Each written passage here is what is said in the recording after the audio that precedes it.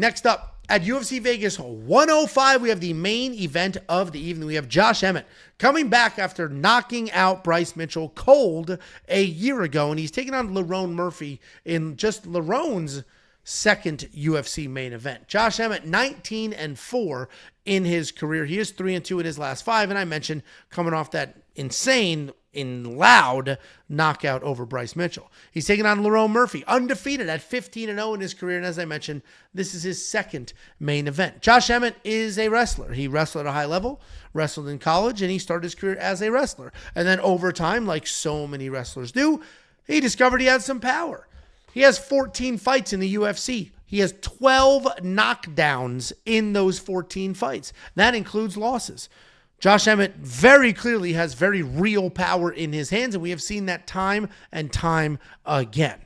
The problem is, while he is an amazing wrestler, he doesn't quite use it. He's not shooting as many takedowns as he should, and he mostly is just a striker now. And he's fighting a very good striker in Lerone Murphy. He's fast, he's quick, he's clean, he moves incredibly well, and he does have some power too. He will light up your body, then he'll step completely out of the pocket, move away, reset.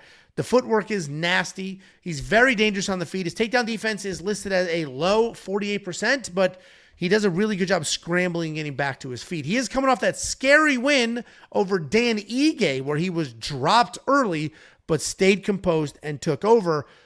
Lerone was in that safety parlay, and I was sweating the shit out of that because when he got dropped early, I was like, that's it. That's it.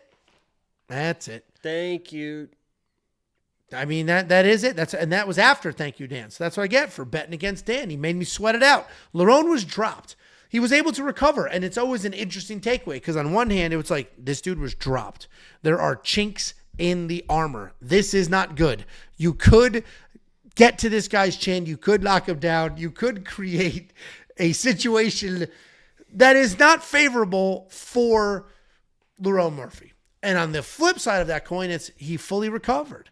He worked his way out of there. He was in trouble. He didn't panic. He made his way through. So my takeaway from that is Lerone Murphy is tough. Lerone Murphy's got some dog in him. If Lerone ends up in some trouble in this fight, which he might, then Lerone Murphy can hopefully recover and work his way through.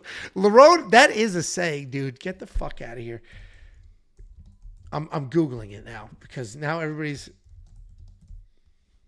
Is that not a saying?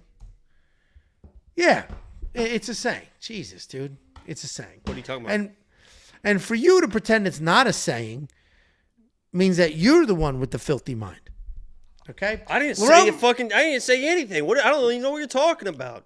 Lerone Murphy is the pick because I think Lerone Murphy is the better overall striker, and I think Josh Emmett is not going to use any wrestling at all. And when you don't use your wrestling, all Lerone has to worry about is the striking. Lerone knows that Josh has big power, so he's going to avoid the big power. This seems pretty straightforward to me. Lerone Murphy is the pick. What do you think, Jakey boy?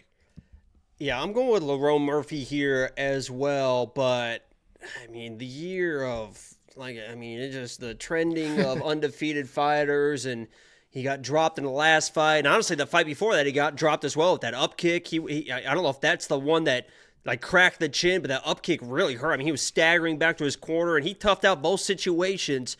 But what I worry about the Josh Emmett side, and people that want to play Josh Emmett KO and all this stuff, I get it. You want to chase it. He's a powerful guy. Do what you got to do. I get it.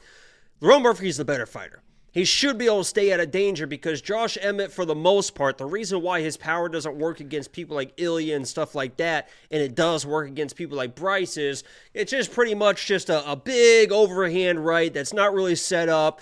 And the people that aren't natural strikers, they don't really see it coming, and he can catch people with that.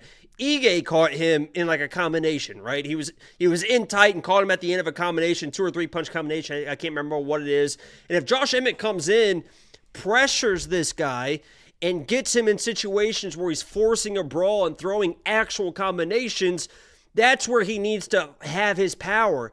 But if he comes in off the high of, I want another highlight, and I want to knock another guy out, and I want to fight for the title, and I got to make a statement, he comes in just swinging just wild right hands over and over. Lerone Murphy should be able to see that shit coming. He's an experienced striker. He's a good guy. He should be able to counter that and beat up a guy like Josh Emmett.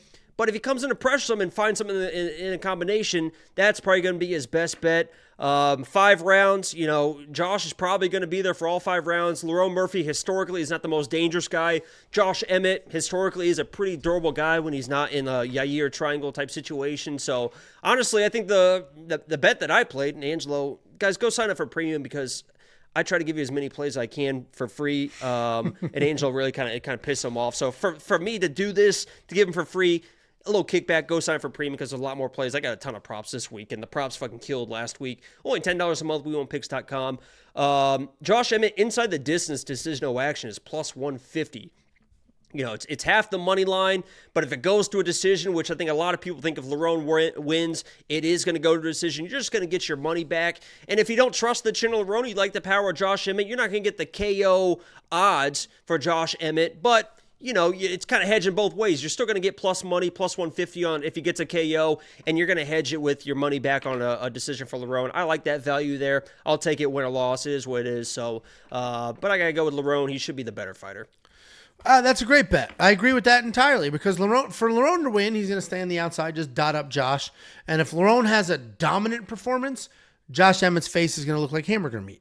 But he's probably not going to finish him because Josh is tough. He's durable. And so it's just the amount of damage on his face will dictate how well Lerone did. But either way, Lerone's dancing around on the outside. Honestly, the best thing that Josh could do is spend the whole first round shooting takedowns. Yes. Get this guy off his game, get his eyes going down, get him worried about the takedowns. And that sets it. Because if you come in and just bomb right hands, it's not going to, you got to set up that shit. That's what I was saying. If you don't wrestle, then your opponent only has to worry about one thing. If you do wrestle, now he has to worry about 2 things. And worrying about those things are going to get you in sort of a mind pretzel. When you and I fought, the thing you said afterwards was like, I can't believe how many decisions you have to make it's crazy the shit your brain has to do.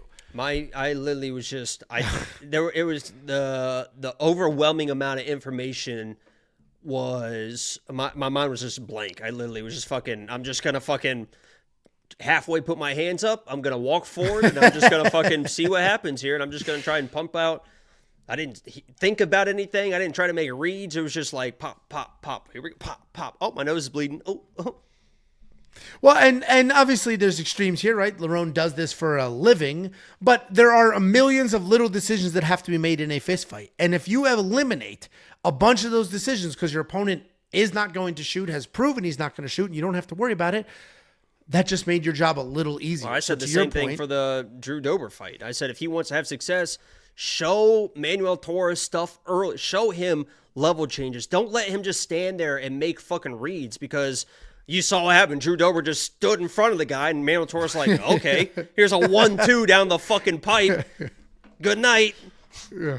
I did feel bad for him. I mean, that was the Jalton Almeida, Curtis Blades knockout on the ground. Just when he hit him in the side of the head 100 times over. But yeah, fucking Beltran wanted that dude to fucking die, man. he went in to stop it and then was like, wait a second. It's like, what do you mean, wait a second? He didn't he just fucking comatose hanging onto a fucking leg. Yeah, he's not moving his body. He's just frozen in time. But this could be, it could be a competitive fight if Josh fought to his full potential and his full abilities, but that's not likely what we're going to get here. This should be Lerone Murphy's second main event win. Check it all out at WeWantPicks.com. And after you go to the website, go to your app store, search We Want Picks. You can download the app. The app has everything you could ever want or need. Everything on the website is available inside the app. And then on top of it, push notifications, not just for when we place picks and bets, but also when things in the sport happen.